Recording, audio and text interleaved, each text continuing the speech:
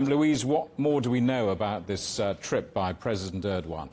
Well, Jamie, Erdogan not only visiting the Azerbaijani president, Ilham Aliyev, he's doing so in the Azeri southern enclave of Nakhchivan, which is close to the Iranian and Turkish border to the south. Now, this region was the scene of the mass killing of mostly Azerbaijani civilians in the first war over Nagorno-Karabakh back in the early 90s. Armenia has always claimed the region as its own. So this is, again, a clear political sign from Erdogan of his country's ongoing support for Baku. He's in Nakhchivan to open a military installation, Turkiye so far being the only country to openly back Azerbaijan in its campaign in Nagorno-Karabakh. Baku has called this, of course, a counter-terrorism operation. Now, last week, Erdogan gave a speech at the United Nations General Assembly in New York. He again described his country's relationship with Azerbaijan as being one nation, two states. And he said Ankara will never accept anything other than Azerbaijan's sovereignty over Nagorno-Karabakh. So a clear message. We can expect more of the same today. What's the latest on the ground?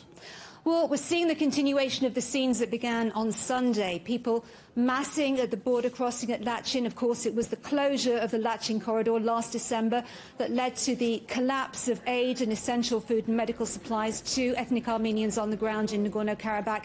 That's led to this deterioration in living conditions there. Now, as of Monday, it's estimated that around 3,000 people have crossed the border so far. Now, that's from a region that's home to an estimated 120,000 ethnic Armenians. And really, we're seeing quite desperate scenes at the border. Cars, buses, lorries, even tractors piled high with people's possessions, all desperate to get out of the region. Now, what's happening in Yerevan itself? Well, the angry protests over the events in Nagorno-Karabakh that we saw at the weekend are continuing. There's been 140 arrests so far. Armenia's Prime Minister Nikol Pashinyan has, of course, come under heavy criticism for his handling of this crisis. He's been defending his role, and he's again accused those around the leadership in the breakaway enclave of contributing to the unrest. He's talked several times about a proxy war, and he said that the Armenians of Nagorno-Karabakh are facing what he called ethnic cleansing from their historic lands. But to the anger of many Armenians around him, Pashinyan has also stopped short of directly blaming Russia for the defeat of Nagorno-Karabakh by Azerbaijan last week. Now, in Moscow, Dmitry Peskov, the Kremlin spokesman, has said that Russia categorically disagrees that it holds any responsibility for the violence that we're seeing. He's pointed out that there are over 2,000 Russian peacekeepers on the ground.